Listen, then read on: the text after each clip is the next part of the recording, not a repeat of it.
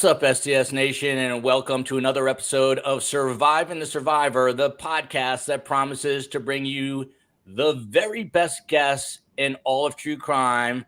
And today we've added a best guest to Great Scott. It's your True Crime Phil, a show so good that it happens every Friday.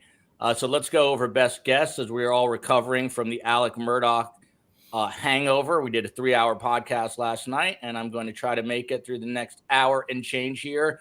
It is a Friday. It's a fun day. So ask these guys whatever you'd like. First guest out of the box, Kevin Fixler. He is an investigative reporter with the Idaho Statesman. He's been following the Moscow murders from the very beginning and just got back from a trip to the Evil Doer's hometown in Pennsylvania. Of course, that's not what he calls him. That is what Detective Phil Waters calls him. And there's actually some breaking news on the Bryan Kohberger case today that was broken by the man on the screen, Kevin Fixler, which we will get to in just a minute. Scott Duffy, the voice of reason, the silent assassin, is director of Wilmington University's Criminal Justice Institute. He's a retired FBI supervisory special agent of the Wilmington, Delaware resident agency. That means he worked in Delaware, I believe. He worked violent crime matters, gangs, bank robberies, and fugitive task force cases for 20 years before being promoted supervisor of that violent crime task force. And he served 5.5 years as a Pennsylvania police officer. The man in the Hawaiian shirt, a very special one today. We'll see if STS Nation can figure out what's going on there. We've got America's most respected detective, Phil Waters. He spent decades, over 30 years of his life in law enforcement, becoming a world expert at obtaining criminal confessions. 23 of those years were spent as a homicide detective in the Houston PD, investigating more than 400 cases. He is also a Marine and the owner of Kindred Spirits Investigations, and starred in the reality show, The Interrogator. Starting off right here, Phil, let's just get right into it. And then I'm going to go back. You know what? Let's start with Kevin, and then I'll go back to a couple of these great comments here. Kevin Callahan. Joel, I wanted to be first in and ask Phil to give his view on that amazing Judge Clifton Newman dissect the other evildoer. I didn't do it, Murdaugh, so calm and with dignity. Thank you. Obviously, we got a verdict in under 3 hours in the Alec Murdaugh trial last night. That's why we were on the air for 3+ hours. And then sentencing today. Alec Murdaugh will never see the light of day. Phil, your reaction.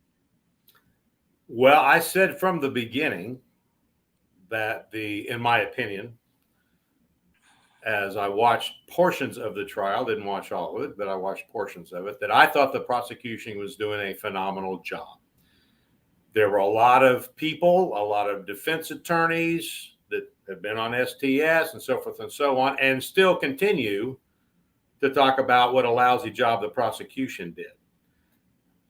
I disagreed with that. There was a lot of information. They had over 500 pieces of evidence, and they had something like 59 different witnesses for the prosecution. So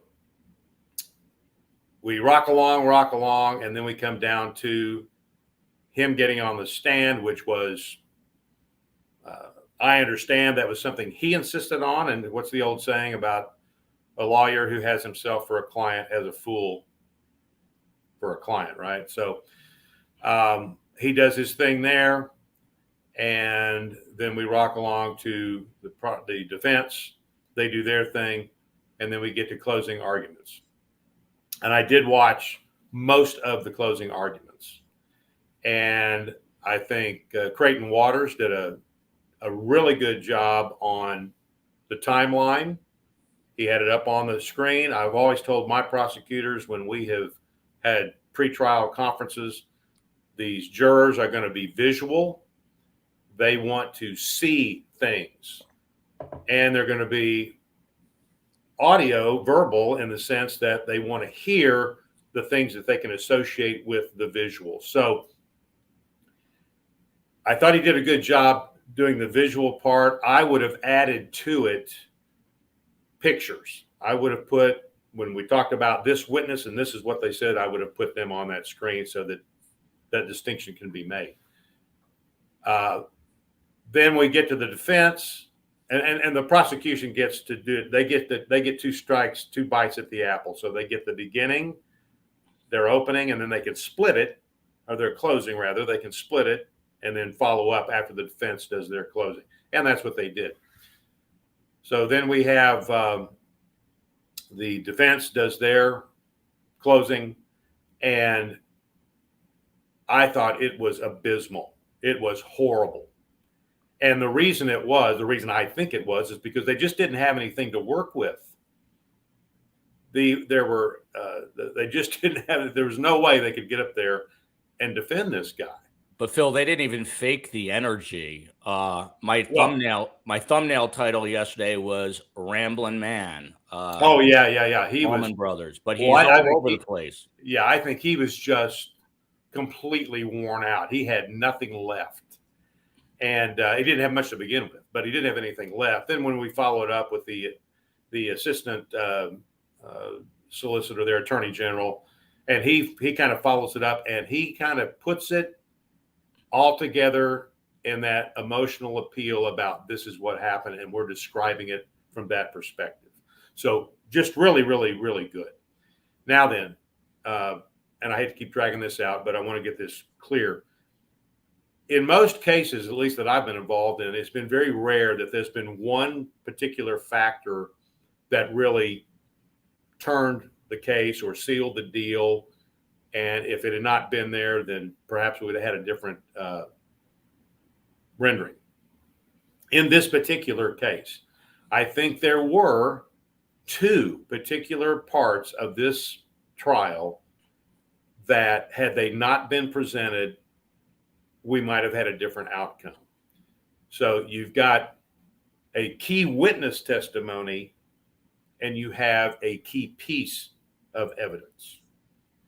So the evidence in this trial, the one key piece that I think made the jury come to the conclusion they came to as quickly as they did. And anytime a jury comes back in under 4 hours, it's never good for the defense, ever. And when they came back, that one piece of evidence was the videotape, the TikTok video that Paul recorded just before his father blew his head off. And that was unexplainable. It destroyed every lie that Murdaugh was telling.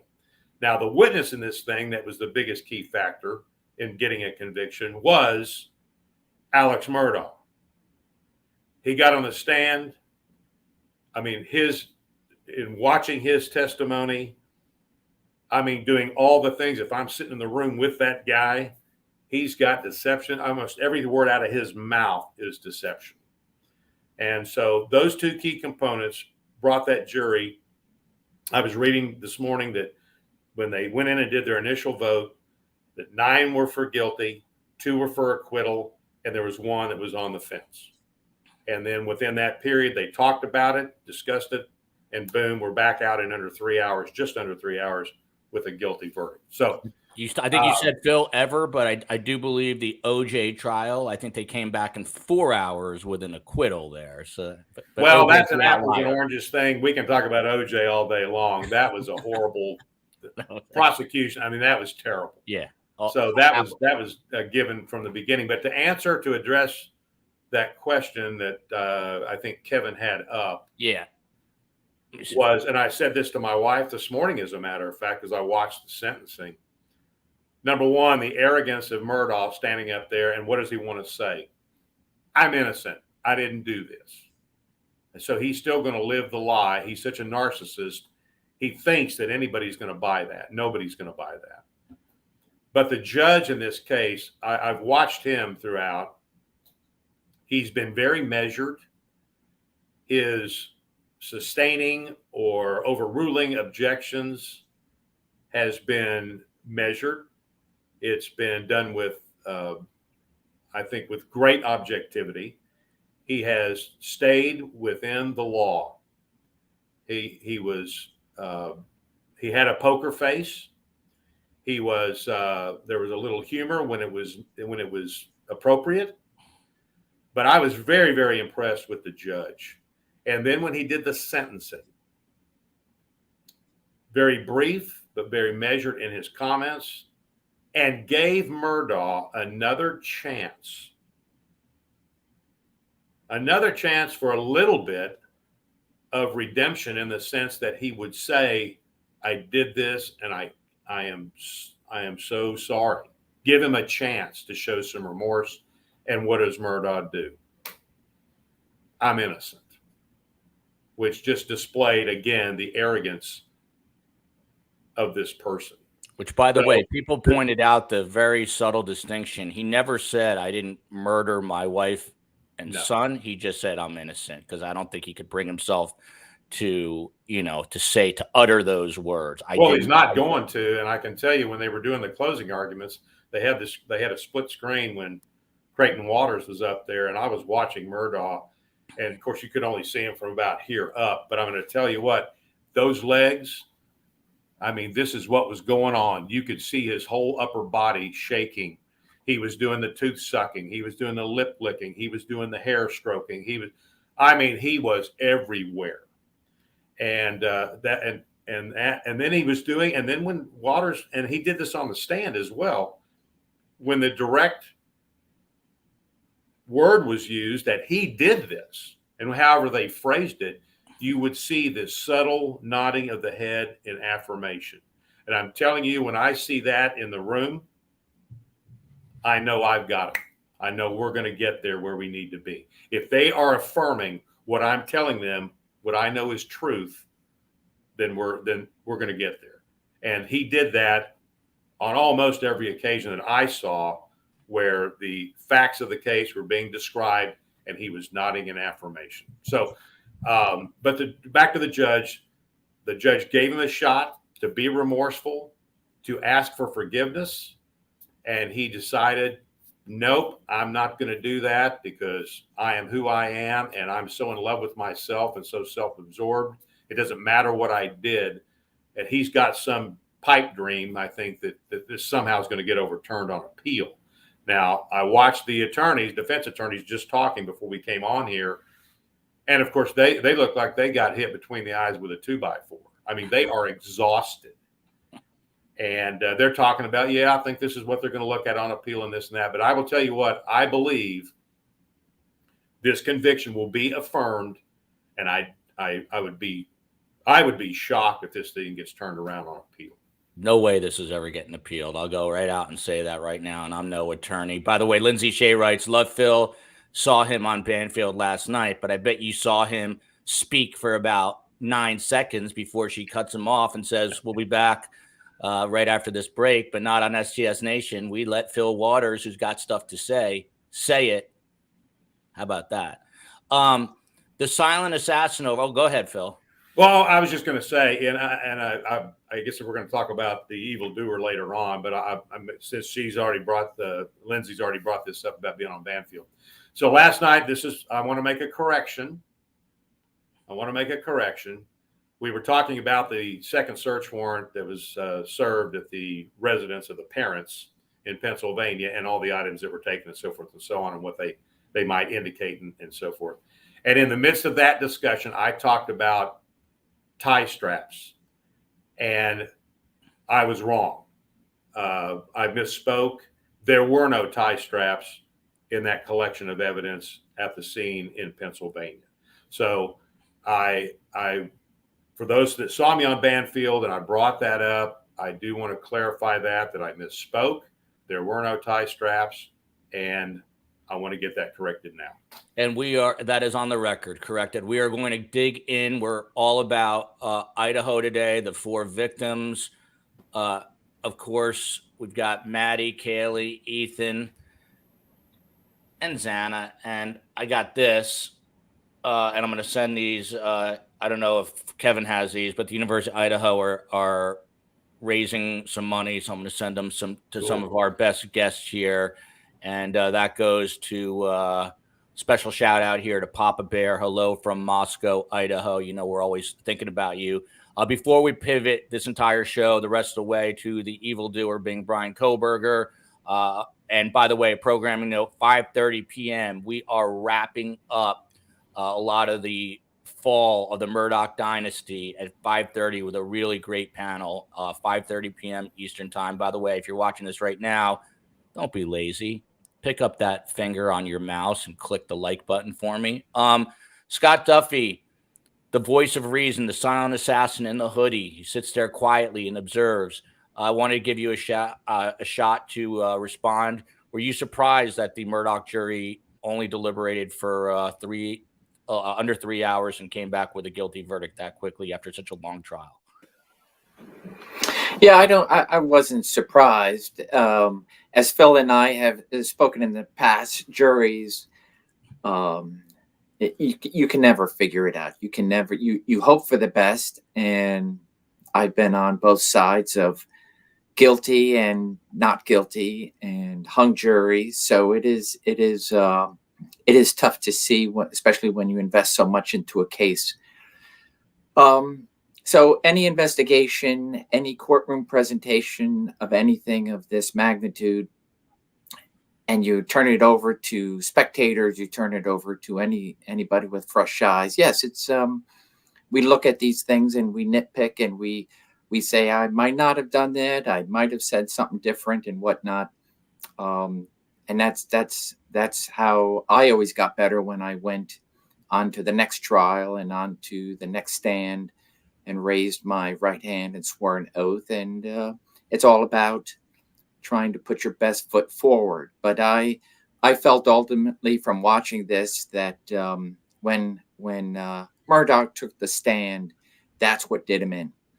He could have stayed off the stand and allowed the prosecution to either say they did it or they didn't.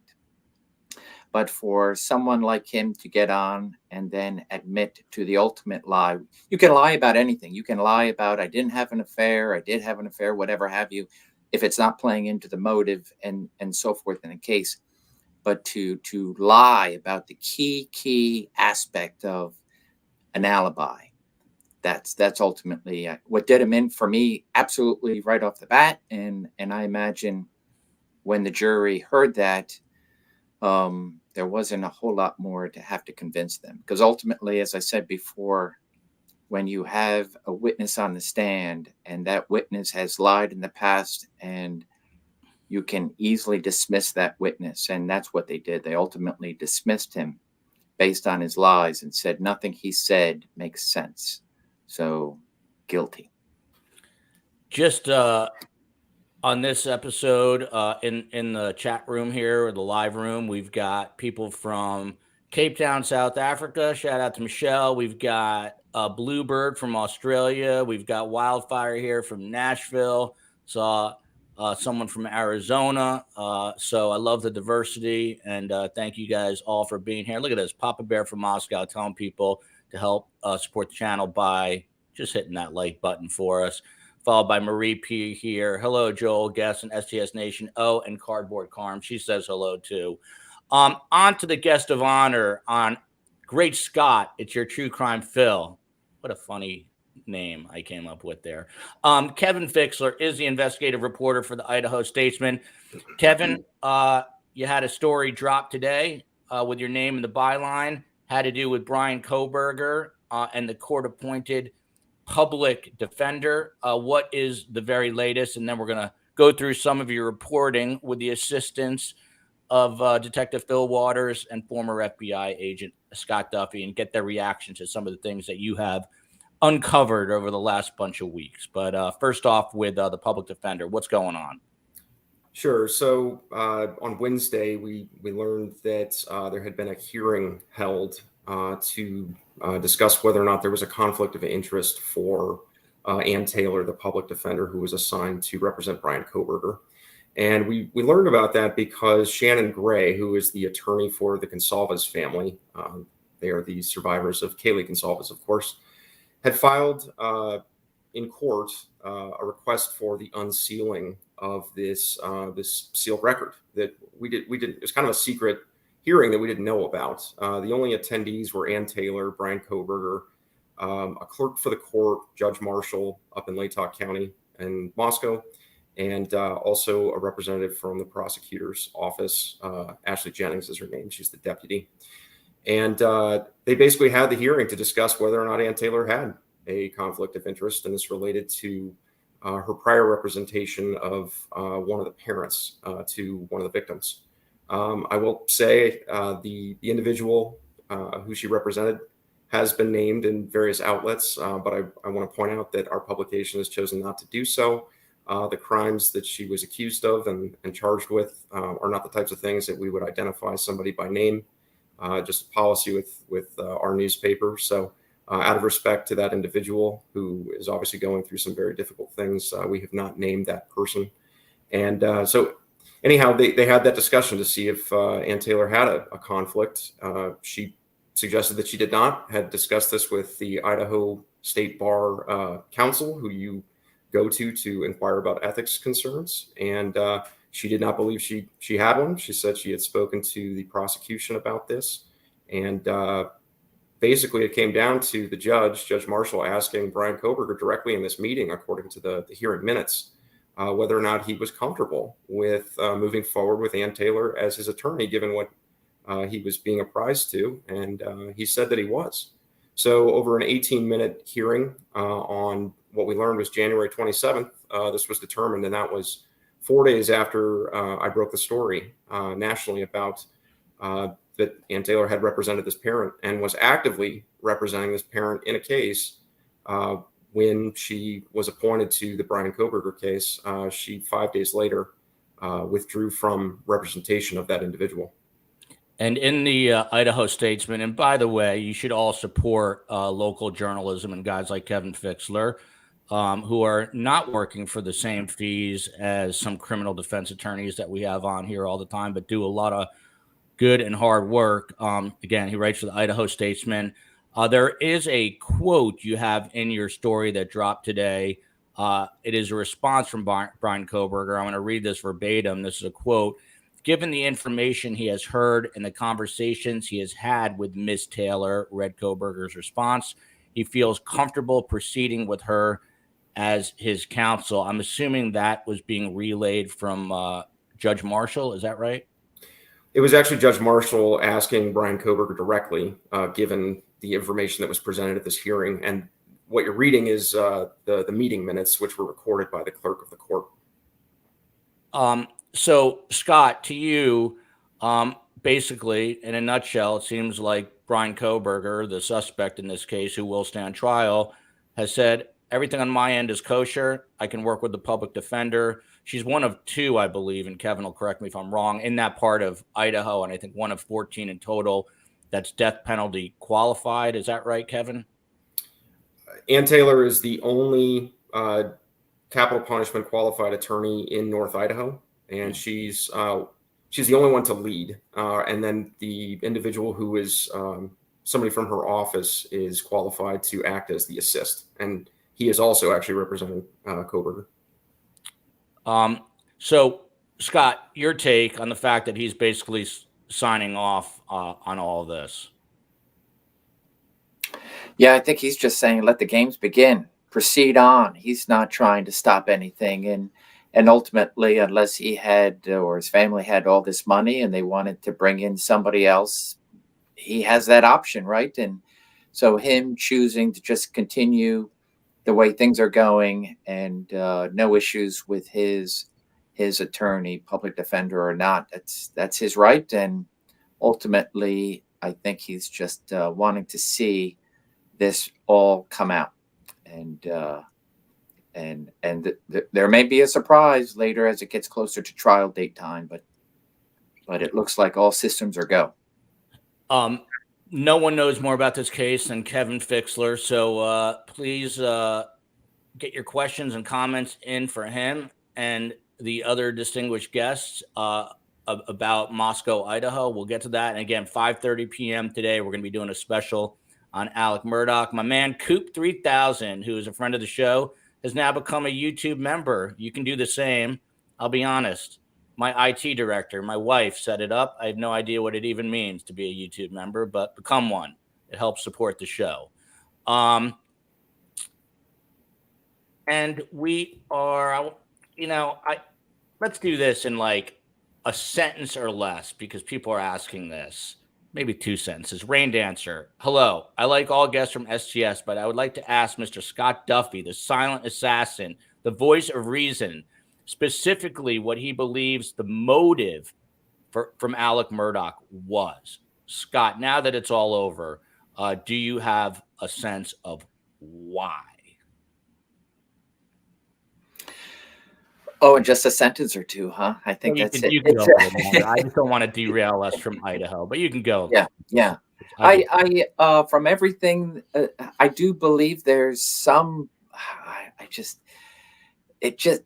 The motive seems really aloof. I didn't like exactly the way it's a distraction for financial crimes. I guess would have brought him a lot of jail time, but hardcore, brutal slayings of at least 2 loved ones that my wife, children are my loved ones. I can't say they were loved ones to him. They were expendable, right? And the only people I've seen in my history and experience when people become expendable are hardcore drug organizers, where they have no value of human life, close to them or not. And if somebody has become an issue with them, and to perhaps exposing your industry, whatever it is that you're into, and then seeing that all unfold, you try to get rid of the weakest link. So I just think it still remains to be seen, but I think there's something more sinister and hardcore to him just offing 2 members of his family. I don't think the story is over yet, for sure. I think there's plenty more to come out. Remember, there are a lot of other dead bodies that have piled up around the story. But Phil, to you, and then we're going to get right back to Kohberger. Lindsay asks, does Phil and Scott, Phil in this case, think that Alec Murdaugh will rehabilitate himself in prison permanently? Well, I don't know. I think he's that much of a narcissist that I don't think he's going to consider harming himself. He might, but I think that it's more, I would lean more toward the fact that his time in prison might be short-lived just because of the pecking order that is established in the prison environment and who he is and who he was. So if there's any, he got 2 life sentences and they are running consecutively, not concurrently. And that's interesting. The judge did that. But I think that if anything happens to him in prison, it will be a result of his own actions taken against his family. So whether Phil, he does it himself or not, I don't know. But let me follow up on that, because that's something that's been coming up. Do you think in prison he is a target or a protected man because of who he is? Oh, it's tantamount to a cop getting convicted of something. There's a pecking order in the prison systems, and people that are people that have molested children, they're on the low rung. I mean, and then it kind of builds up from there. But I can tell you that doesn't matter who you are, what crime you committed, what you did. There's 2 types of people in prison that they cannot stand. One is a liar and the other is a thief. So here you have Murdaugh, who lied about everything that he's ever done, except for the thing he was willing to admit to cover what he had done to his family. And then he stole the lives of his son and his wife. By the way, this was the line of the day. Ann Vroom commented here. Judge Clifton Newman's statement when he said he was innocent Judge Newman was talking about his drug addiction, and he said, maybe it wasn't you. And everyone kind of said, huh? And he said, maybe it was the monster in you. Perfect. I agree with you. That was quite the line. Clifton Newman is the man. Someone said Morgan Freeman needs to play him in the movie, and that is certainly the case. Back to Bryan Kohberger, the rest of the way, the Idaho 4. Julie Frew writes, hello from the UK. We've got such an international show on Fridays. Glad I've made it onto a live. Thank you, Julie. Thank you for doing what you do. And it's not too late here. Great guests I see here. Always great guests. Shoddy host, mediocre host, great guest, great viewers. But so Kevin, back to you.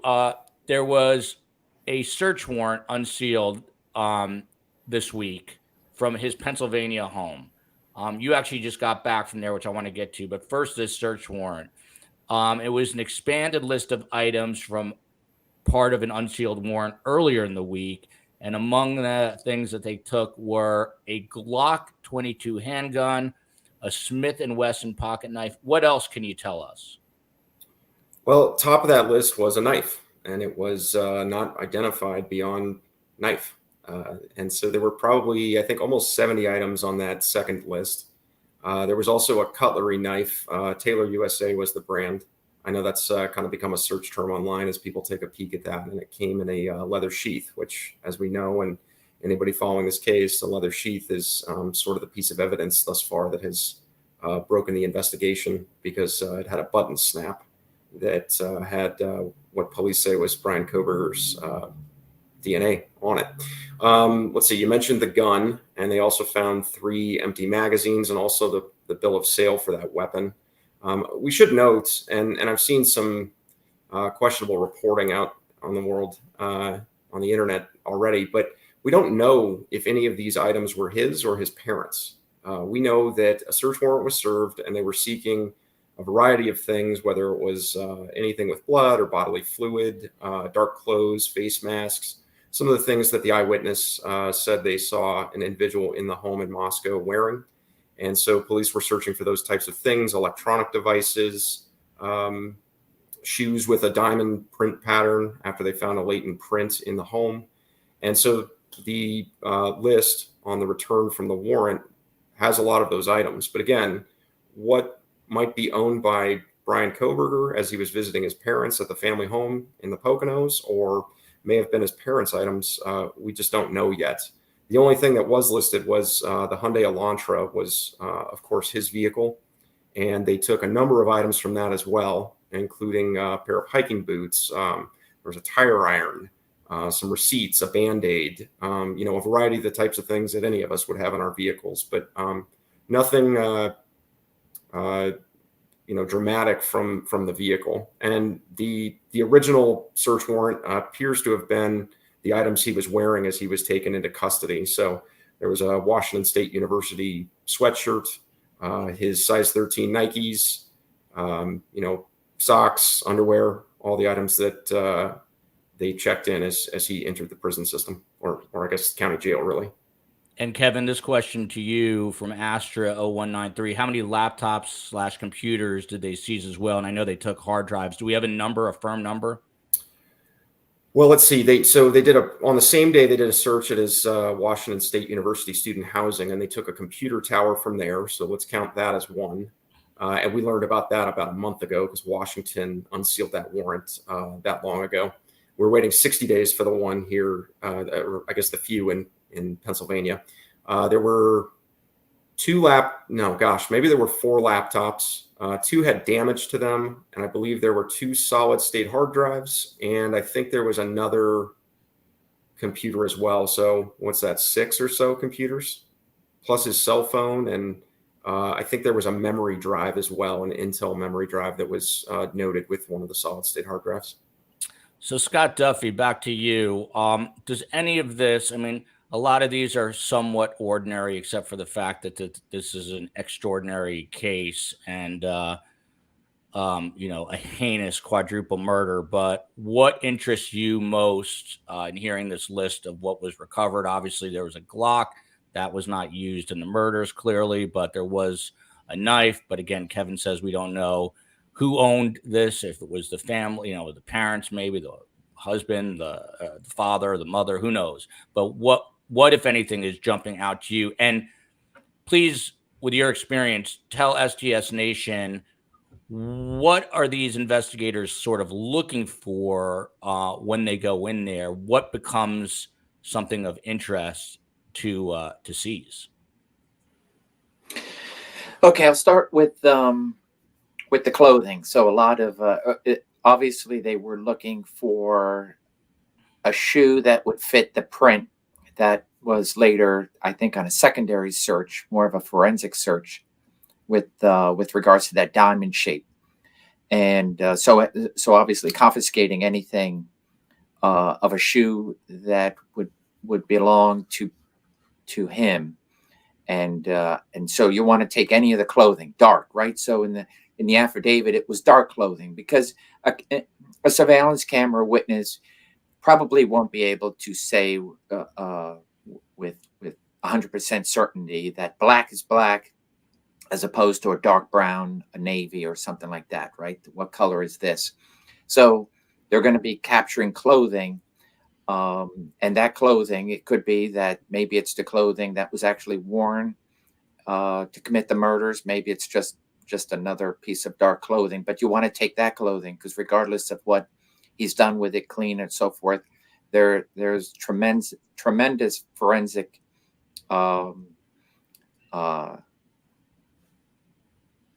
labs going over to see what they can obtain. Perhaps blood, perhaps fibers, or anything else. And the knife, right? So you had a couple of knives, I think, that were in there. The one, I think there was a pocket knife or something. So naturally, you're just trying to locate the murder weapon, and so there's lots of tests that can be done. And the masks, there were some gloves, so obviously they have good reason to believe that latex gloves or something similar to were taken or were used. And so thereby, it is amazing what, and I imagine whether going to the Idaho lab or our lab in Quantico, however, whoever's assisting in the forensic search or the forensic going over, you can do amazing things. You can say, something was taken from one box of gloves or masks that are similar to this or to that. So you're taking all that stuff that's at the crime scene.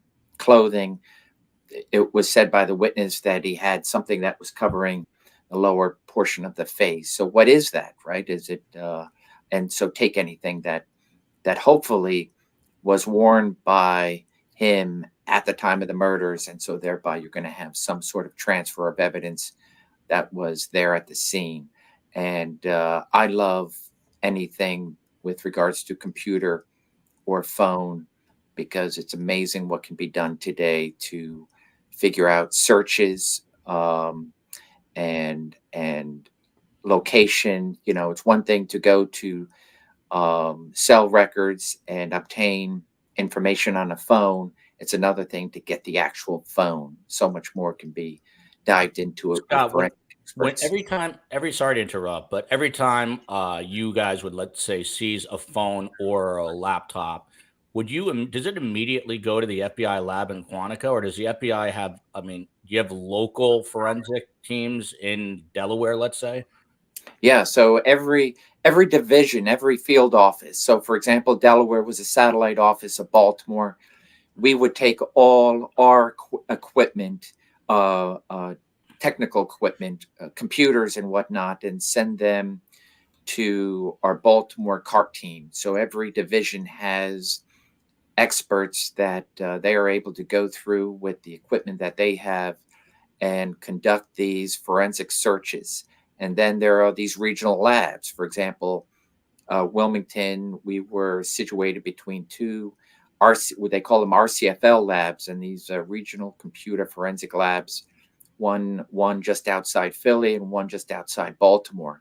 And so thereby you have additional experts with amazing equipment that is able to go through these devices and just conduct some amazing searches. Whether it's been deleted or not, it's amazing what technology is able to uncover. So I would imagine, the Idaho, well, it falls under Salt Lake City, Utah division, right? And then there are satellite offices, and then Pocatello, there are these regional labs, analytical centers belonging to the FBI. So it all depends. There's no doubt, as I saw, that the FBI FD 597s were used. That they're offering their assistance, and whether or not the FBI labs are actually conducting the searches, or is the Idaho State Lab. So it's a collaboration for sure. Astra 0193, and I'm sure I heard leather sheath again. Interesting veganism there. Kevin, so just to clarify, were there two knives? There was a Smith & Wesson pocket knife, and then a Taylor cutlery knife with a leather sheath, and then there was a third knife? That's right. So there were three knives. Phil Waters, you investigated over 400 homicides. They find three knives, one with a leather sheath. This murder was reportedly committed with a knife that contained a leather sheath. How interesting does this become to you when it is seized from Bryan Kohberger's family's home in eastern Pennsylvania? Well, excuse me, I don't think it's particularly significant in the sense that this may be the murder weapon. I don't think that we got the sheath, the K-bar, and so the evidentiary search warrant that was run is going after specific pieces of evidence. They were able to collect many of those things, as Kevin's already talked about. What I found interesting about those listings and the things that they seized, recovered, were the clothing that seemed to be consistent with what the witness had said, the eyewitness had said, and some of those other things. The fact that he's got a pistol, I don't think that's a big shocker. I mean, the guy was a law enforcement wannabe and possibly a military wannabe. So the fact that he's got a gun and he's got a couple other knives, that's not a big shock to me. I think I'm assuming that the FBI's evidence recovery team was used. I've used them in 3 different states and on investigations that I've conducted, and they're all set up in regions. They're very capable. This may have been because of convenience, I was a little surprised that they didn't take the car to a location and process the entire car. And they chose to, in essence, process it there and remove pieces that they're going to process later. So that was a little bit of a surprise to me, but that may have been just a matter of trying to utilize their examination of those things in a more economic way, given the time and so forth and so on. So, but the things that were taken out of the car, I think were significant when you're talking about masks and I think gloves and some other, a shovel, some accoutrements there that to me may have indicated that there was another plan in place and plan A got blown up and then he had to resort to plan B or was forced into it, which makes me wonder, and Kevin, you can probably verify this, that there was a report that he has a picture of one of these young people on his phone. Do I remember that correctly? That's out in the world. People Magazine was Okay. the one to get that scoop. They're citing an anonymous single source. Okay, so that's another one of these anonymous tip things. It's not the type of thing I could verify, and right. I don't know if it's true, but people has reported that. By the way, well, if we use just looking at what they got in the cars, let me put it this way. So there may have been, and this is something that'll come out later in terms of his relationship with these folks. If there was a specific person, one of these young people that he was going to go get and this is just my speculation based on what I've seen in this evidence stuff, kidnap them, take them out of that house to another location, and then do whatever he's going to do. Now, having all that kind of stuff in that car, the shovel and so forth, you got to be doing something. He's not going on a camping trip. So whether he was going to use that to dispose of evidence, his clothing and so forth and so on, who knows? But that may have been part of this plan. And then when he gets to take that person out and did not realize that Kaylee and Madison were in the same room together, and then with that one person at knife point and they resisted, then he was committed. He had to do what he had to do to get out of there. And this is just, again, this is just my theory of what this evidence indicates to me might have been a circumstance. So, but the evidence itself, it was, I called last night on Banfield, I call it a treasure trove of evidence. I think it was. I think they got a lot of stuff there. And I'm sure they'll Cellbrite the phones. They'll do the things with the phones. They'll get the dumps on those, see what was on those things. They'll do digital forensic digital analysis of the computers and laptops and so forth and so on. So there are a lot of moving parts here and in this investigation.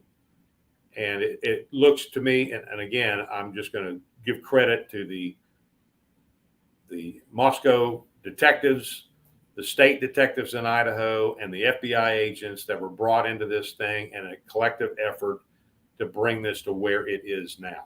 So we're now seeing what was happening behind the scenes.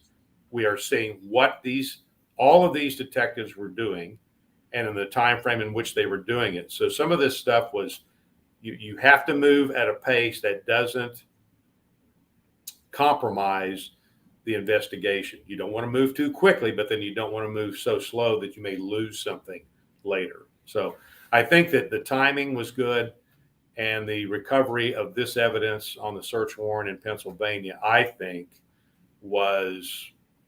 it's better than what they expected.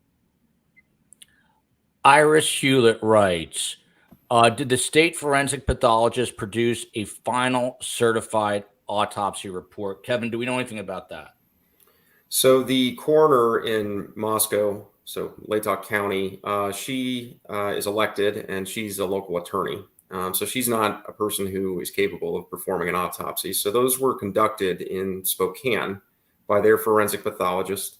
Under Washington public records laws, those are not public record. They are accessible by family. So I don't have an answer for that. I'm sure at this point they probably have, but we do not have, as the public, access to that information, not to mention that there's a gag order that remains in effect for this case from the judge. So, Joel, I might be able to address that real quickly. Yep. I know that in my experience, when there's an ongoing investigation, if that autopsy report is requested by the media or whomever, it is always given a law enforcement exception. It is not released until the investigation is closed. Kevin, I was going to ask you, there's a lot of, I don't want to bash anyone specifically in the media, even though now that I'm officially out, it's sort of fun to do. But what do you think of all this single source anonymous reporting? There's a lot of it out there. Again, Marie asking, and this is what was brought up a moment ago, was Bryan Kohberger following one of the victims? I mean, it's out there. We've heard about this, but there's not much meat on the bone to back it up. Do you care to share your thoughts on it? Because you're kind of an old shoe leather, even though you're young in age, reporter, and that you go out, you get sources, and you put stories together with multiple sources. So what are your thoughts on all this? Well, so to answer Marie's question, I don't know if she means following on social media or in person. I mean, there's a story out there, again, from the same publication, that Kohberger had gone to this local Greek restaurant, and that's perhaps where he had run into two of the victims who worked there. Another piece of information, yet again from the same publication, is that he followed the 3 female victims on Instagram. Those apparently come from a law enforcement source who's anonymous, with familiarity with the investigation. I think that can mean a lot of things. Does that mean it's somebody who's actually working on the investigation? I mean, I could argue that I'm somebody who has familiarity with the investigation.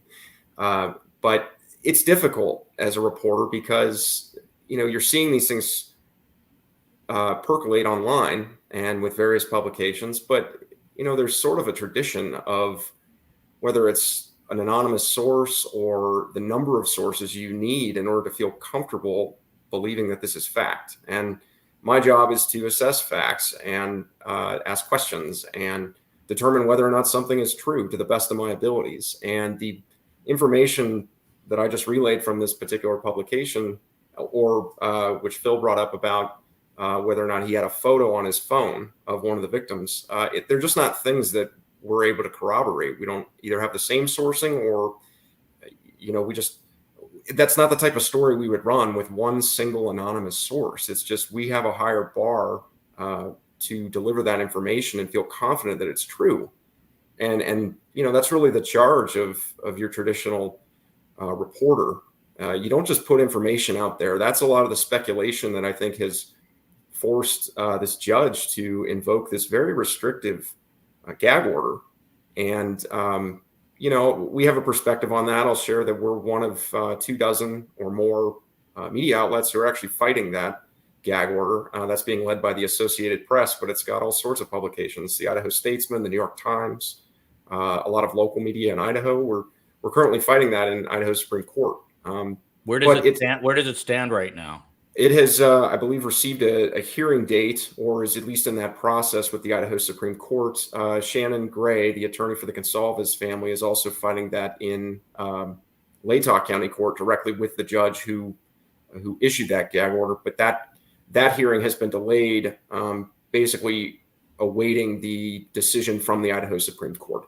My point about that, however, is just that it's a lot of this rampant speculation, the single source anonymous material that's out in the world that led to the gag order from my perspective. And it's really hurt the public's access generally to information. And I'm not sure it has served anybody, that a lot of this speculation, whether it's on Reddit or other social media outlets, I think it's done a real disservice to this case. And it hurts public access to information. And Kevin, just to give STS Nation an idea, a tangible idea, how does this gag order affect you kind of day to day in your reporting? Yeah, so there was an initial gag order and then there was a secondary, and I can explain the differences. It's kind of nuanced, but the original gag order restricted all law enforcement, the attorneys for the prosecution and the defense from speaking publicly outside of court filings. And then the judge expanded that actually to include the attorneys representing family of the victims or a witness. And we know from the affidavit that there's at least one eyewitness that the prosecution of the investigators will likely come to rely upon. And it appears that that individual has an attorney. But simply calling Moscow police or Idaho State Police or even the FBI, we can do that, right? We can send them an email and try to verify information. But the simple, immediate response is, sorry, I can't talk to it. And it's not because it's, an ongoing investigation is sort of the default. It's there's a gag order in place and I can't tell you. I can't speak to you. And it's actually the Gonsalves family themselves who, as Phil knows, was very vocal in early days about this case and probably would continue to be, but they've actually stated that they don't feel comfortable speaking, and they're not even included in the gag order, but they don't feel comfortable as a result of the gag order being public about, their perspectives, and their attorney has been basically quieted as well based on this filing. So it really limits access for somebody like myself or just the public for accurate information. Wow. And that's interesting about the Gonsalveses because they don't have to be quiet, but they are being quiet now. Phil, what do you make of this comment? L. Rose, gun could be used to subdue as a threat. No one knows it's not loaded. That's an interesting point. Although we don't know of anything about a gun being used. Is this valid or nothing that jumps out on your radar? I mean, it could, but I would question anybody that brings an unloaded gun to anything that they may have to display it. So it's not much more than a paperweight at that point. So An expensive paperweight. J. Thomas Reset has admitted that not only he, but his wife is addicted to the show. There's nothing more I love to hear. Much better to be addicted to STS than opioids. So please funnel your addiction this way.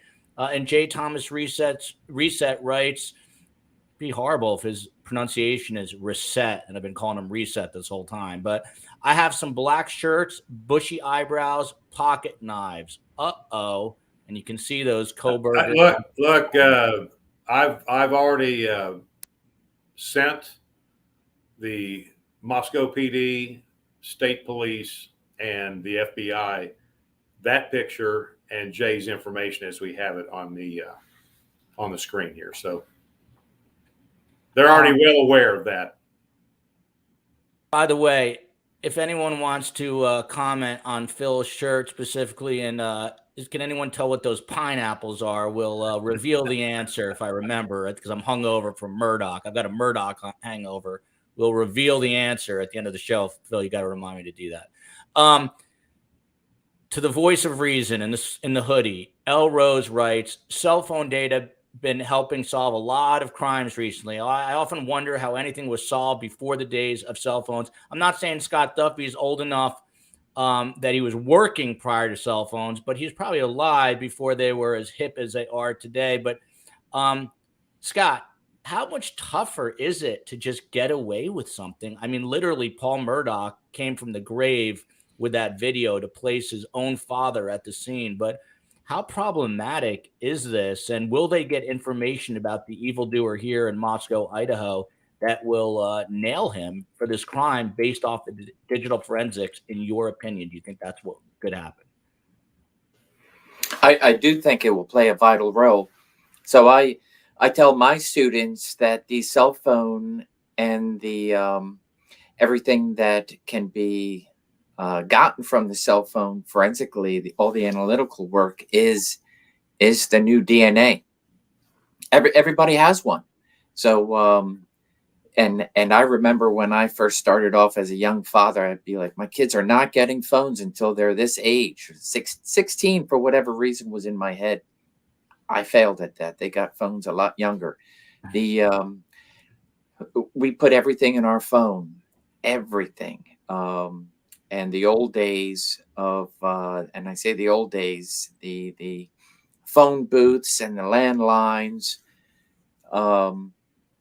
they were just communication devices, and our cell phones are well beyond that. And where we go, the cell phone goes, and therefore something forensically is left behind. So I just think it is the new DNA.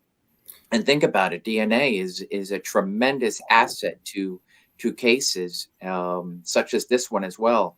But it wasn't all that long ago that DNA was not as helpful. So it's everything, all these modern technologies, and then look at DNA genealogy. People who don't have the expert scientific backgrounds, but with a little bit of know-how and intuition.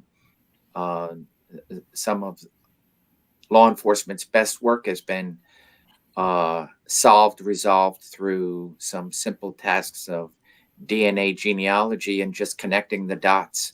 So I believe cell phone technology and everything that is able to be obtained from it is becoming as important as DNA. And the more that we're included in that, and that is jurors and so forth, it will have that same stage presence in identifying suspects and being part of the conviction in a trial. And can I comment on that real quick? Yes, sir. I'm a couple years older than Scott. Like 3, maybe 2. And I was around when there were no cell phones. And I can tell you that the advancement of technology in investigations has been incredible. But I will say this, that it is just supplemental to just good old-fashioned detective work. Getting out there, hitting the ground, going and talking to people, and turning over every stone. So the phone stuff has been great, especially in locating people. I was there at the genesis when the U.S. Marshal Service were the ones that had this phone. They were the phone geeks, at least in my experience, that had the ability to track phones and so forth and so on. And we used the U.S. Marshal Service exclusively. I mean, it was great. Solved a lot of cases locating people. And then, of course, we come up with in fact, we had one investigation where we were trying to locate these folks, and he had turned the phone off, or the phone had run out. It was one of these purchased minutes things. And the U.S. Marshal, super guy, loved him. He'd show up in, cutoffs and flip-flops with his equipment. It was great, and kind of dressed like me, as a matter of fact. And we had this guy, and he said, look, he says, let me try something. He calls the provider and talks the provider into loading more minutes onto that phone. And so what did the knucklehead do? The phone's sitting in the charger. It lights up. He sees there's more minutes. And what is he? He starts talking on the phone. And we use that opportunity to locate this guy. We go in, we bust him and his girlfriend who was involved in it. They were kind of a Bonnie and Clyde wannabe thing.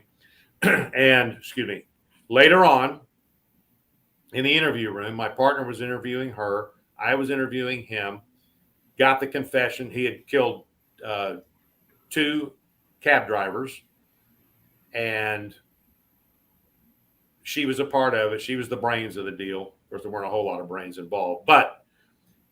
And when he had one condition. He wanted me to let her come in and speak with him. And it was after he told the stories. Well, he confessed to both murders, both capital murders. We got it all done.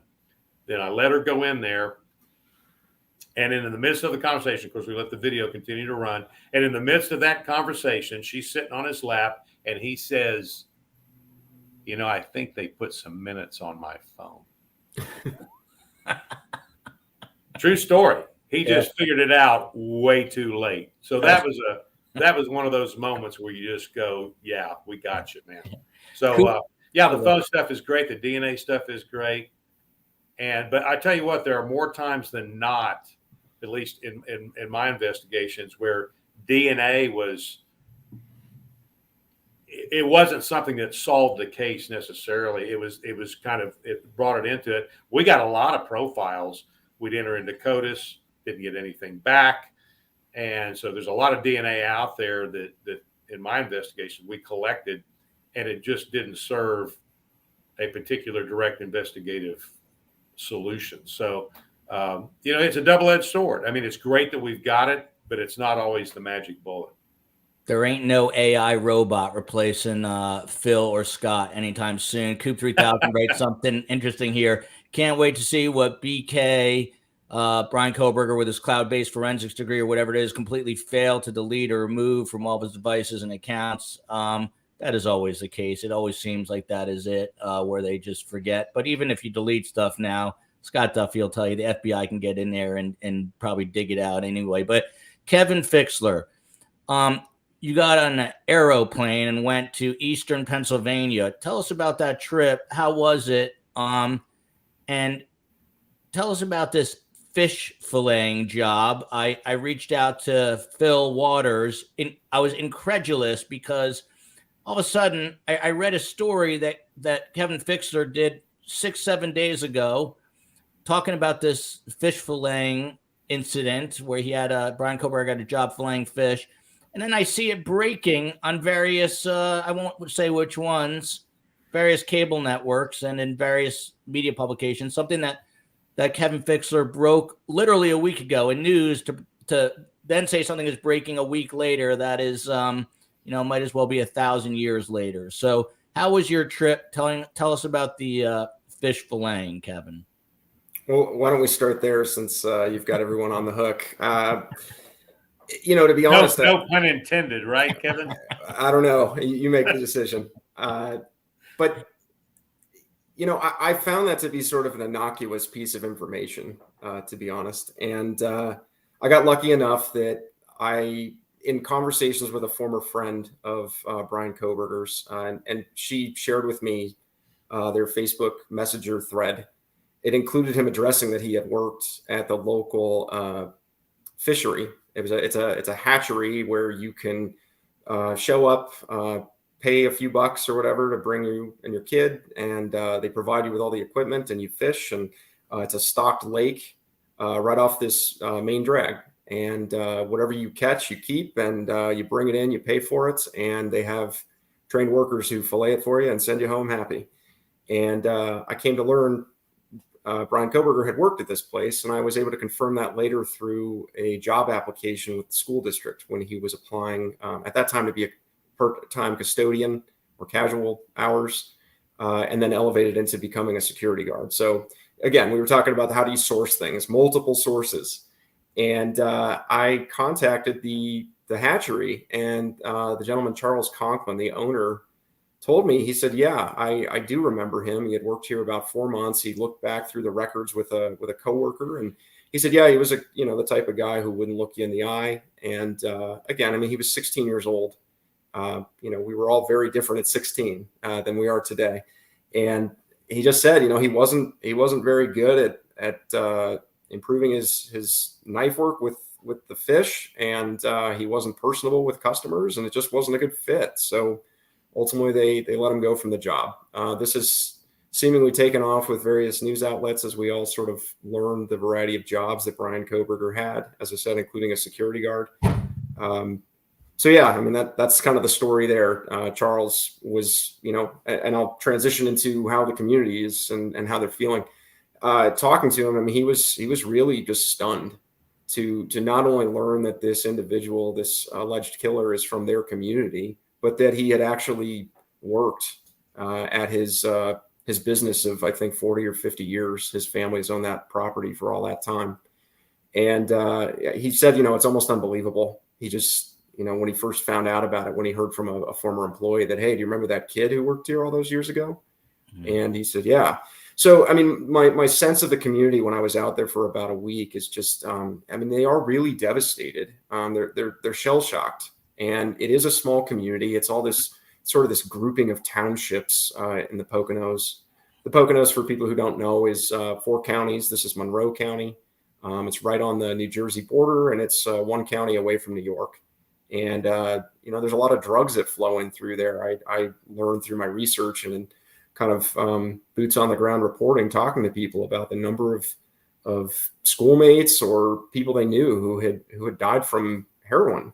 And opioids are a terrible problem out there. And Bryan Kohberger apparently got roped into that from a neighbor, according to a few friends, and had to go to rehab. And again, I mean, these are allegations that are pretty serious. I mean, it comes in the context of being charged with first-degree murder on 4 counts, but it's still pretty serious to allege somebody has been a heroin addict. And you have to source that to multiple people, which is something that we have done. And I'll give credit to the New York Times. They were the first to really break that story.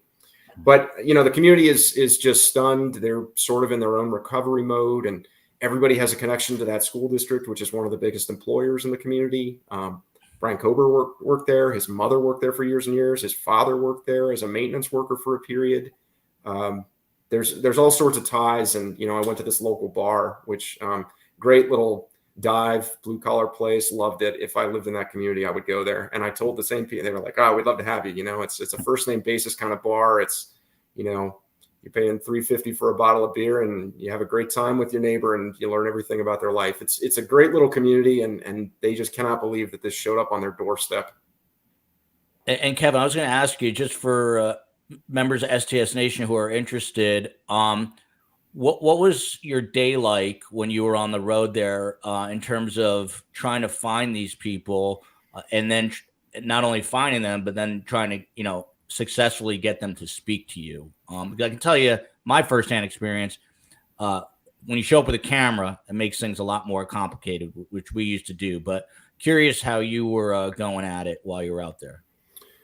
Yeah, I don't have any contacts out there, so it could be Saudi Arabia. You're just being dropped in somewhere, and you're doing your best to figure something out. And I started with the yearbooks. That was really kind of what started for me, and those were available at the local library. I went there and figured out, well, who are the people I need to talk to? Who was in administration? Who are some of the classmates? Those types of things. And then through public records, I was discovering where he had grown up. The home itself, which I will add as kind of a quirk to the whole process. At some point, several neighbors told me this, and records seem to indicate that the community came through and changed the addresses on the properties. And I don't know if it was 5-10 years ago, but the home that he and his family had previously lived in, the address was not the same. And so actually locating that home was fairly difficult. And the importance of that was not that they had lived in this particular home, but it was discovering, well, who were the neighbors at the time? And so you're trying to figure that out. Kind of got a lucky break. There was a gentleman who was pulling out of his driveway. I spoke to him for a little bit. I said, I believe, the Kohberger family lived right there. He said, no, that definitely was not them. And he said, let me ask my daughter, who was living at the home at the time. And he went back inside, pulled her out, and she had been a classmate of Kohberger's. And so, it's Joel, it's sort of, you're just developing string, and suddenly it becomes a ball of yarn, and you start to pull and oh yeah, the neighbor down that way used to ride the bus with him too. And, luckily I don't have the disadvantage of a camera where I'm showing up and people are already, hesitant. And there was some definite resistance. People weren't excited to talk about this, but I would say people were kind, generally understood what I was trying to do, and are usually pretty helpful. It's a tough job, and Kevin did it well. KCL is asking, Joel, will you cover the Lori Daybell case in Idaho going to trial next month? And that is, Kevin, are you going to be covering that? That's a little far for you, right?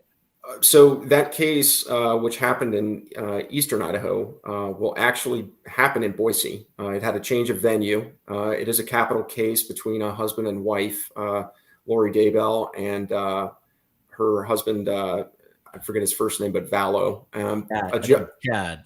Yeah. The judge actually decided just the other day to split the case because they were being tried together. But so I believe his case has been delayed, but Lori Daybell's case starts, I believe it's scheduled for April 3rd. I have a colleague who is sort of our courts and cops expert, and we have committed to, at this point, covering every day of that case in Boise.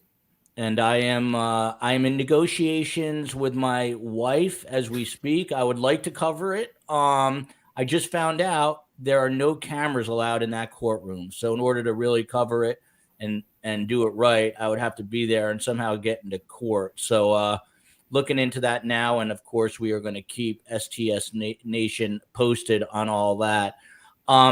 Kevin, you met a guy named Thomas Arntz. Who was this guy? He was a friend of Bryan Kohberger's from high school. What did he tell you about Bryan, and kind of what stuck out the most to you? Yeah, so Thomas Arntz was one of his high school friends. They kind of had a group. They knew each other, I believe, in middle school and through maybe halfway through high school. And at this particular high school, the high school grades are 10, 11, 12, which is, I'm from Colorado originally. That's not how we came up. But so Thomas is actually in the Army, and he's in Maryland anymore. And he told me that, he was sort of similar to Bryan growing up. They were, I wouldn't call them outcasts, but they were, kind of nerdy types and not very social. And they connected that way, and they kind of lived in the same neighborhood. So they came up together with among their group of friends. But he said, Bryan was a stocky kid. And that was the thing I heard from all sorts of people. Oh yeah, I didn't know him that well. He was the quiet kid up front on the bus, but he had been picked on over his weight, and he was a large kid. And I think he was bullied over that. And we'll see if that had some sort of significant effect on his personality or what have you. I'm sure that will come out as part of the trial, if there is a trial. And he told me that, Kohberger became obsessed with his weight. He changed his diet dramatically. He was running every day after school and going to kickboxing the gym to go do that every day. And the weight loss was dramatic. Another friend told me that he had an eating disorder and had to actually be hospitalized. Ultimately, he lost so much weight so quickly that he needed a tummy tuck surgery because there was just so much loose skin. I mean, that really tells you how quickly he had lost his weight. And again, I know there's been reports that he's vegan. I know that he's at least vegetarian, and he changed a lot of that stuff up. But he told me, this guy Thomas Arntz, that Bryan's personality shifted a lot at that period. He sort of became this like alpha type. He wanted to project that he was confident and in charge and all of that, and he began to sort of bully his friend. And it got to the point where he was just over it. And, he would tell him to stop and, hey, I'm not interested. In fact, he told me a story about how his aunt had just died. And, Bryan just kept prodding him and wouldn't leave him alone. And just, play mind games with him is how he described it. It became a torment. And so he just eventually cut ties. He just didn't want anything to do with him. And, whether or not that's the personality he became, we'll have to find out. But he said that Bryan Kohberger, some years later, reached out to him when Thomas enlisted and was sent overseas as part of the Army. And he sent him a Facebook message to congratulate him and sort of apologize for how he had treated them when they were kids. But he said he hadn't spoken to him in almost 8 years as a result of how he had harassed him when they were younger. Louise Rouleau, our friend in the Great White North up in Canada. Phil knows his business. He sure does. This is one of my favorite comments because I think it's funny. Wildfire says, I left my DNA on the like button. Much safer to leave your DNA on the like button than on a knife sheath. So I appreciate that greatly. Here's something that was mentioned in the search warrant. We didn't talk about it. But if I'm playing detective, if I'm pretending I'm going to be Phil Waters when I grow up, this might catch my attention. 3 notes, including one from Bryan Kohberger from Montana and another to his father, were included on the list, as was a drawing labeled A Man's World. Phil, would that pique your interest in any way? This guy seemed to be, some of the friends that Kevin met, I think, said he was trying to be an alpha male. I don't know. Is that something that would interest you in any way, if you could, to ask him about this note? Or it's a drawing. Why would you draw this? What was your intention? Any of these questions, would any of them be relevant to you? Well, sure, and it was relevant to them. That's why they took it. I think there's another document in there or a book or something where there was a specific page where something was underlined in. So those things are going to be, and I've talked about it before, is going to be compiling what I would refer to, and what I did with my suspects was a psychological autopsy. And so any kind of background that they find that they can start to put the pieces together about him, about how he thought, kind of what the dynamic was that was going on with him and his relations to everyone, his family, strangers, people that he called friend, folks that he came in acquaintance with. So all of those components are very, very important in the investigation to get a full picture of your suspect. So yes, those would be very important, and that's why they took them. Shout out to Baby Doll, who is a friend of the show. And look at this. She's answering the question about the pineapples, grenades. Phil, tell us about that shirt, Phil, before we wind this bad boy up. Where did you find a Hawaiian shirt with guns and grenades? Well, this is my Springfield Armory Aloha shirt. So we have the pineapples, which are grenades, and we have my favorite weapon of choice, a 1911 45, and then we have the AR-15s that are of such repute. Beautiful shirt. And then we have, of course, some flowers, some aloha flowers. Kevin, when I was researching for your information for this show, going through some of your material, I came across this. I had not heard about this. You sure have, and I'm curious if you found any reliable reporting. But apparently, the sister of the Evil Doer accused Idaho College killer Bryan Kohberger. She starred, her name is Amanda, the sister. She starred in a gory, low-budget slasher movie where characters are brutally stabbed, slashed, and hacked to death with knives and hatchets. She appeared as a character named Lori in the 2011 movie 2 Days Back. It bears eerie similarities to the knife attacks in remote Moscow, Idaho, that left these 4 young college friends stabbed to death. Have you heard about this? And were you able to corroborate any of it? That's not something that I've chased, but I believe TMZ was the first to report that. And it is, I mean, I've seen clips of the film, and I believe, according to IMDb, it's her only acting credit. It is true to the best of what I've seen. I have not individually reported that, but yes, I mean, I have seen it, and it is, there's so many sort of shocking turns and twists and all sorts of things in this case, and we haven't even gotten to a trial, right? You guys have just come off the Murdaugh trial, and I know everybody was fixated on it, but there's just been so many little details like this that are just, it boggles the mind, and this was one of them that I saw, and that probably came out a little over a month ago. Scott, you're in the interview room now with Bryan Kohberger in a hypothetical situation. What are you asking him about this play that his sister was in that was apparently a slasher play with knives involved? Are you asking him anything, or are you just ignoring it completely?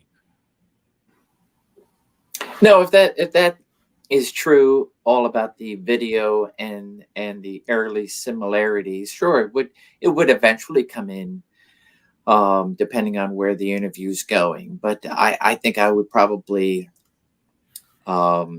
use it as a tool, as a, hey, this is something your sister starred in, and it's not a low budget, it's a fascinating movie. And my guess, even as a result of mentioning that, there's going to be a couple of extra downloads if somebody can find that streaming and whatnot. But yeah, it would play a part. I've having investigated quite a few bank robbers, and having searched homes where if there was a particular bank robbery movie, it played a part, and especially if it was a bank robbery that had all the earmarks of a movie, as opposed to just somebody going in and grabbing some money off from the till. So yeah, it would definitely be a tool that I would use, just continue to establish that rapport, and trying to find common ground, right, between the suspect of a brutal homicides and me, the interviewer, trying to get inside the mind and the soul of an individual. I want them to talk and talk and talk, and if something that I found in a search could continue that conversation, then yes, I would use it in that regard. Carolyn A. writes, love your show, Joel, from Canada. All the best guests, to be sure. And this is becoming an STS tradition now. Shaquille Oatmeal always drops in and just says hello. What's up, Shaq? Good to see you. If it was a real Shaq, it'd be quite the honor. Who knows? It could be the real Shaq playing games. Phil Waters, I am going to wind this down, but I'm curious. I've asked this to you before, and getting back to this other question about this slasher movie, would that interest you in the interview room? And aside from introducing yourself, which I know you is kind of how you approach an interview, what is the first thing you would discuss with Bryan Kohberger in that interview room post heinous crime? Well, I would first want to have an understanding about him. So I wouldn't start walking in there, let's talk about these murders. It's going to be, tell me where you're from, tell me about your parents, tell me about your family, where did you grow up, what were your interests. So that's where we're going to start from there, and then it would culminate. Look, I've sat in a room and taken 2 hours to establish that relationship with them, just to find out about them, because it tells them that I'm going to be empathetic about their plight, and it's going to give them a better opportunity to start to open up to me, because it's all about gaining their trust. So it would displays to them, and it would display to him that I'm interested in you. And then we're going to, in my own mind, I'm going to be cataloging what he's telling me, because later on, that's going to give me the direction I need to go when we start getting into the discussion about the actual murder. And if I have an understanding about what his relationships are with other people, then that leads me in the direction I need to go to get closer to his trusting me to the extent that he may open up and start to make some admissions. And then we start getting into the meat of the overall discussion regarding this specific event. Phil Waters, I'm delirious at this point from a 3-hour Murdaugh podcast last night. So I'm going to ask, is it true what we see on the TV shows? If you walk into the interview room and Joe Smith says, Detective Waters, I'm not speaking to you unless I have Reese's peanut butter cups and a Coca-Cola. Are you going out and getting him some Reese's peanut butter cups and a Coke? Are you telling him to buzz off and speak to me? Or are you trying to build up the rapport so much that you'll do that to make him feel comfortable? Oh, I always walk in, and we've talked about this before. I've gone to the degree of asking someone while we're on the way to the interview room, are you hungry? I mean, we'll roll through in here and get you a Happy Meal. And there's a purpose behind that, because once I get them in the room, the one I was telling you about that finally snapped that we put minutes on his phone, same case, he's in the room. He was hungry. And of course, I was able to establish a relationship with him right off the bat. He was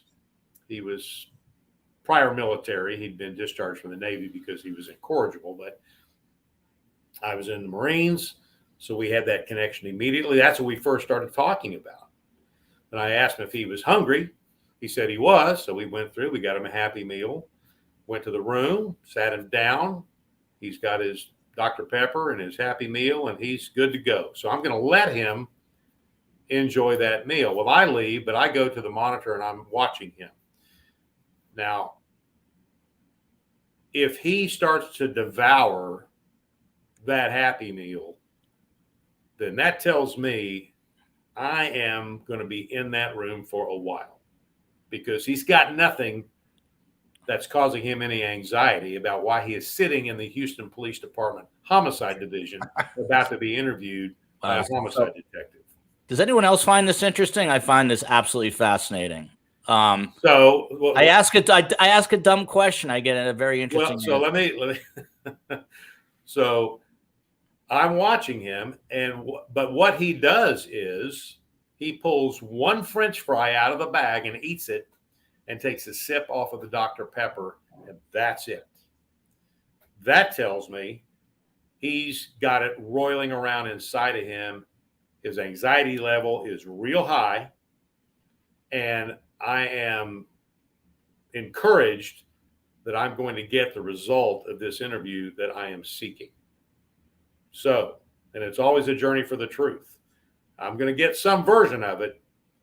But so that's the approach that I take, and I go in there. And of course, in any other circumstance, I offer him water, offer him, can you use the restroom?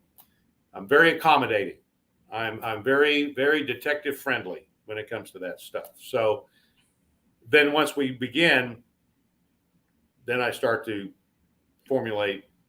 I've already decided what my approach is going to be, and so forth and so on. So yes, when you talk about offering that, now what you cannot do is offer them something that would cause an innocent person to confess to something they didn't do because of what you offered to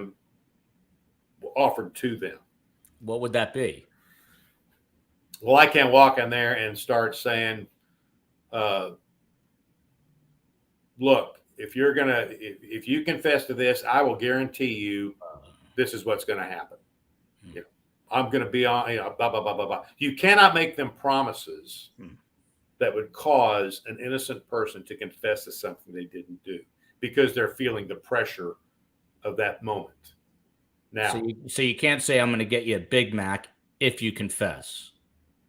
Well, you could, but unless you're just a real addict to McDonald's, I don't think that that's going to cause a person who didn't do anything to say, oh, yeah, Lee, I want that Big Mac at the cost of my own future. So it's got to be something much more tangible that has a direct effect on them in the context of the discussion you're having in that room, in that moment. So I've had I think I've talked about the 29-year-old Muslim woman that buried her 2-month-old baby alive. Farsi was her first language. She's sitting there in a hijab. She's Islamist. And so we have nothing in connection, but the way that I treated her with dignity and respect and remembering those things we all have in common and so forth and so on. And she asked me for a couple of things. She wanted help, which I said I would give her. She said that she did not want to go back to her in-laws' house where she was staying with her husband.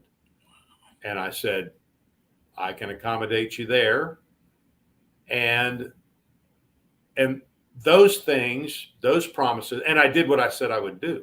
Did you say that she buried her baby alive? Is that what you said? Yeah, her 2-month-old baby alive. What was there a motive? Well, she was a very, it's a kind of a long story, but she was a very troubled individual. And she, when it came down to it, she did what she did because she was selfish.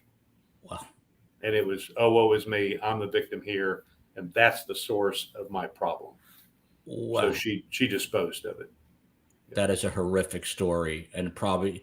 But those kind of promises that I can make to her, and I will do those for her, are not something that would cause her just to tell me a story, admit to something. And because then later it's borne out to, because those are things that I can do for her. And it's not a quid pro quo, I guess. I'm not saying, okay, I'm going to do this for you if you'll tell me that. She's making the request, and I'm telling her that those are things I can do. Now, when they ask me a question like, do you think I ought to have a lawyer? Well, that's not my place. And Scott, I'm sure he's had that same thing happen to him. And they'll do it most times in the middle of reading the Miranda warning. And when I get to that point, you have the right to have an attorney present before and during any questioning. If you cannot afford one will be appointed for you. And when I've had them say right there, you think I need an attorney? You think I need a lawyer? And my response to that is, what I'm trying to establish now is that you understand these rights. I don't even answer the question. I just move on. So do you understand? And I read it to them again, and we move on. But never get in that trap of, do you think? Because just because they say the L word doesn't mean they've invoked the right. Interesting. Papa Bear back in Moscow, Idaho. Yes, that's Kevin Fixler, the one and only superb reporter here in the Pacific Northwest. A final question for America's most respected detective. Pineapple does belong on pizza from Left of You. Do you agree with that, Phil Waters? I absolutely do not. I don't either. I don't either. I'm glad to. I knew we were spirit animals, Phil Waters, because I'm not a fan.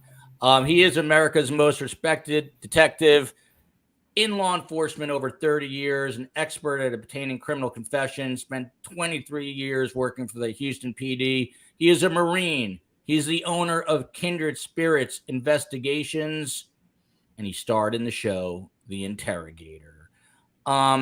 Can I say one thing about Kevin? 100%. You can say two things. Let me tell you, Kevin, how old are you? 38, but who's counting? Okay, well, you're my son's age. And I want to tell you how refreshing it is to hear a journalist, especially one your age, who is got the old school journalist philosophy about their job and responsibility. So kudos to you, brother. Thanks. Excellent. And that man is Kevin Fixler, an investigative reporter with the Idaho Statesman. He has been following the Moscow murders from the very beginning and just got back from a trip to eastern Pennsylvania, which is where, as Phil Waters calls him, the Evil Doer. That is where he grew up. I know I'm not going to try to squeeze the next scoop out of you, Kevin, because I'm going to respect you. But what I don't know. What are you interested in learning more about with respect to the horrific quadruple homicides in Moscow? Well, and you tried this last time. I can't give you my scoop, Joel. But what I will say is this: I think what's super interesting to me is, despite a gag order, despite a preliminary hearing not scheduled to begin till June 26th, despite us believing that we know everything and that they have their man in this suspect and all those things, more trickles out every day, whether it's a 60-day seal from the Pennsylvania search warrant, or whether it's, a record that comes out in Idaho about the conflict question about Bryan Kohberger's public defender. This story is not going away, and the appetite in America remains very high, and especially now that the Murdaugh case is over, I think that the national spotlight will probably come back to this as more is learned. I still think there's a lot of meat on the bone on this case, whether it's trying to decipher what came out of that search warrant, as Phil was talking about, and learning procedures and even just what the case is going to look like if, again, this moves to trial. I mean, there could be a change of venue. There could be a new judge. There could be new attorneys. I mean, there's all sorts of different things that could happen at this point. Yeah, and not to put you on the spot, but if there is a trial, and if I forced you to guess, when do you think it might begin? Oh, I don't know. I mean, if this is a capital case, and everybody should prepare themselves for this. I mean, this case will go for years. If he is indeed convicted and it is a death penalty case, there will be 15 or 20 years of appeals. I'll just note this, there's a bill in Idaho right now. There's also one in Tennessee in order to reestablish the firing squad as an execution method. And a story I saw was, Idaho is going to execute this guy by firing squad. There's a lot of maybes associated with that. And just as a reminder, this is not yet defined as a death penalty case. The prosecution has not come forward and said they are seeking the death penalty. So we'll see is sort of what that comes down to. And, Idaho would have to pass the law and on and on and on. But we are seeing with difficulties in establishing execution drugs for many states, including Idaho. They're not able to acquire them and execute these inmates who have been on death row for decades. And, a firing squad does appear to be a direction people are going, and people are starting to have that conversation. Is this a law designed to take somebody out like Bryan Kohberger, assuming he is convicted? And Kevin, lastly, would you ever order pineapple on your pizza? I'm gonna break the trend here. I'm pro pineapple on pizza. Oh no. Okay, Kevin. Well, that just blew everything I just said about you, man. Sorry, man. You gotta try pineapple, pepperoni, and jalapeno. That's the way to go. Well, I can do the jalapeno, but the pineapple, I'm sorry, man. Even though I live in Hawaii part of the time. You're wearing a Hawaiian shirt. Come on, man. Step it up. Yeah, Marie Hernandez writes, Reese's peanut butter and a Coke, please, followed by Marie P. I'd pick Wingstop, followed by Ann Vroom. Note to self, if ever apprehended, remember to ask for a freebie Happy Meal. Good deal. Wonder if you can get law enforcement coupons for that. I'm buying. Yeah, Phil's treating. Don't worry. If you're confessing, Phil's treating, even though he can't say it out loud. The last man standing is the man who is the voice of reason. I, in a friendly, loving way, dub him the silent assassin. He is Agent Scott Duffy, the director of Wilmington University's Criminal Justice Institute, former FBI in Wilmington, Delaware. Prior to that, served 5.5 years as a Pennsylvania police officer. Same question to you, Scott. If you could get in that interview room with Bryan Kohberger, how would you approach it after the initial, warming him up? What would you try to angle for? Like Phil, it's a lot of time just establishing the rapport and whatever it is to start those connections. So Miranda, it never really seemed to be an issue with me. I think in my career, I only had one individual who actually invoked a lawyer, but we got a conviction and a subsequent confession with a lawyer. Lawyers never scared me. I always felt they might even be better to have, because I would imagine, like Phil, you develop really good relationships with the lawyers in your district, and so it really just comes down to, once I figured out what I think might have been a motive, because I don't want to use conjecture.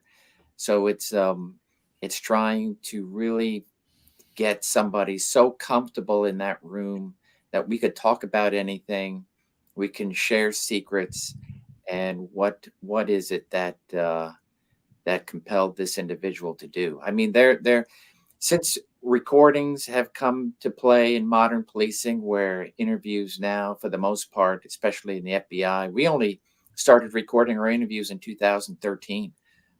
It's not that long ago.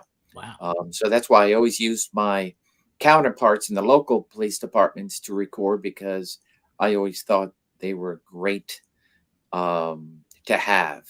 And so I would just spend a lot of time getting to know this guy and make him feel like he's at home and that we have a relationship. As hard as that it sounds to the outside, I mean, the crime is outside. The crime is not part of that room. I don't want that tension. I don't want that anxiety. You did something wrong, and so I want to be the one that you bare your soul to, and start that road to recovery, right? So there's a lot of play into just getting to know who that person is, as Phil said, and that could take quite a bit of time. And Scott Duffy, pineapples on your pizza or no? Oh, definitely no pineapple.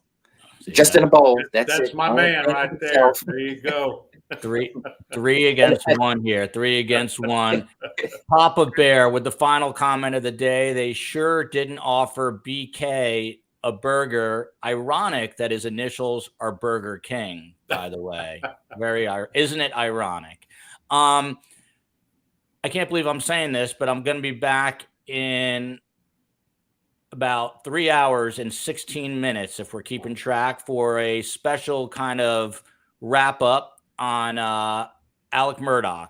And hope you guys join us then. We've got an expert panel coming back up for that with our best guests. Sunday night, this lady is joining me live at 7 p.m. Eastern time. We are interviewing the parents of Ellen Greenberg. She was stabbed 20 times back in 2011, I believe it was, in a Philadelphia suburb. 10 of those stab wounds were to the back and neck, 2 after her heart stopped beating, implying that she was already dead. It was ruled a suicide. We're going to try to get to the bottom of it. We're going to speak to her parents. Until then, love you, America. Love you, Hawaii. Love you, Moscow. Love you, Delaware.